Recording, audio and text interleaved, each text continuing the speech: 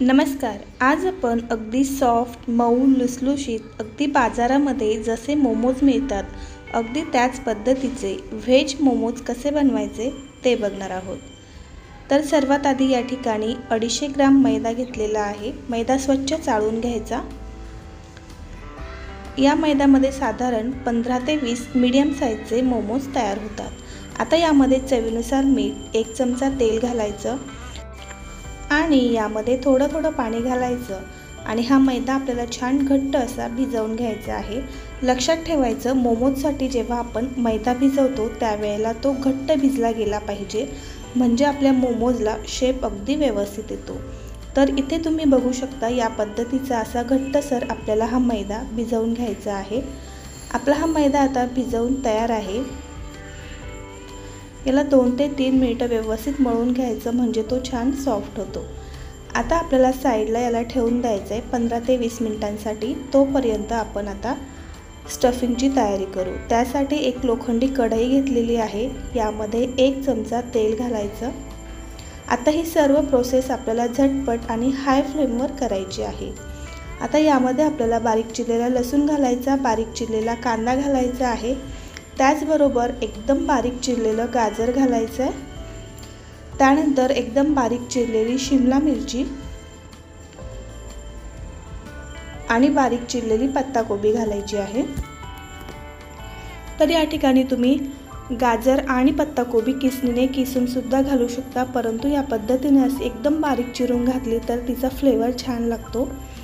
आता हाय फ्लेमवरच आपल्याला ह्या भाज्या थोड्याशा सॉफ्ट करून घ्यायच्या आहे. खूप जास्त भाज्या आपल्याला शिजवायच्या नाही आहे. चवीनुसार मीठ घालायचं आहे. भाज्या एकदम सॉफ्ट शिजवायचा नाही. भाज्यांचा जो क्रंचीपणा आहे तो तसाच राहिला पाहिजे. त्यामुळे हाय फ्लेमवर फक्त मिनिटभर आपल्याला या भाज्या परतून घ्यायच्या आहेत. भाज्या परतल्या की यामध्ये अर्धा चमचा काळी मिरी पूड घालायची, 1 चमचा सोया सॉस घालायचा आणि याला व्यवस्थित असं मिक्स करून घ्यायचं.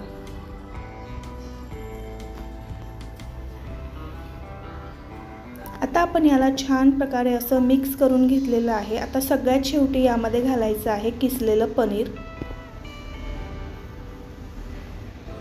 तर या ठिकाणी पनीर घालणं ऑप्शनल आहे, परंतु आज आपण पनीर मोमोज बनवतोय त्यामुळे या ठिकाणी मी घातलेलं आहे.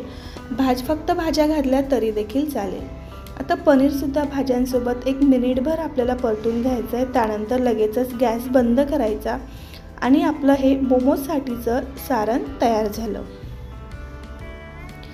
सारण तयार झालं आहे तोपर्यंत आपला मैदासुद्धा इथे व्यवस्थित असा भिजलेला आहे. त्यानंतर एका गाळणीला ज्यामध्ये आपल्याला मोमोज स्टीम करायचे आहेत त्याला तेल लावून घ्यायचं. आता भिजवलेल्या मैद्यापैकी एकदम छोटासा गोळा आपल्याला घ्यायचा आहे. त्याला थोडासा कोरडा मैदा लावायचा आणि याची एकदम पातळ अशी पारी आपल्याला लाटून घ्यायची आहे.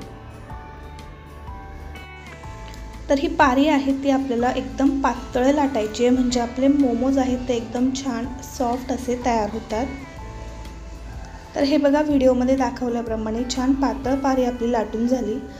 आता मोमोजसाठी जे सारण केलं होतं त्यापैकी 1 चमचा सारण यामध्ये घालायचं आणि आपण जसे मोदक बनवतो अगदी त्याच पद्धतीने आपल्याला ही पारी अशी साईडने व्यवस्थित फोल्ड करत जायचं आहे.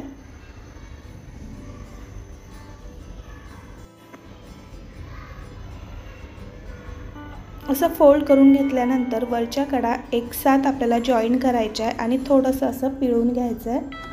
तर बघा, या ठिकाणी आपला हा मोमोज तयार झालेला आहे.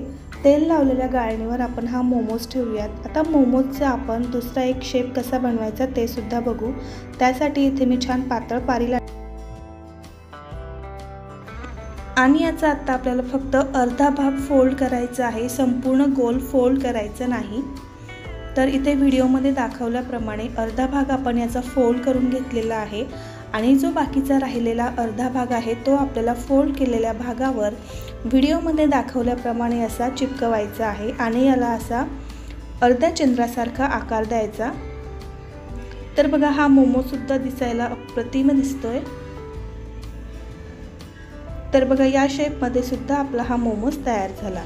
तर तुम्ही आवडत्या शेपमध्ये इथे मोमोज बनवून घेऊ शकता. तर आपले मोमोज या ठिकाणी बनवून तयार झालेले आहेत. आता आपले मोमोज छान सॉफ्ट व्हावे यासाठी प्रत्येक मोमोजवर आपल्याला असं मेल्ट केलेलं थोडं थोडं बटर टाकायचं आहे, त्यामुळे मोमोची टेस्ट वाढतेच आणि मोमोजसुद्धा आपले छान टेस्टी लागतात। आता एका साईडला गॅसवर कढईमध्ये पाणी गरम करायला ठेवलेलं आहे। आता मोमोजची गाळणी आपण यावर ठेवूया, झाकण ठेवायचं आहे आणि मीडियम फ्लेमवर 15 मिनिटं आपण हे मोमोज स्टीम करून घेणार आहोत। 15 मिनिटांनंतर आपण चेक करूया, तर या ठिकाणी बघा आपले मस्त असे मोमोज तयार झालेले आहेत। अगदी मस्त सॉफ्ट, मऊ, लुसलुशीत, अगदी मार्केटमध्ये मिळतात त्याच प्रकारचे मोमोज आपले तयार झाले। तर तुम्ही सुद्धा घरच्या घरी हे मोमोज नक्की ट्राय करून बघा। धन्यवाद।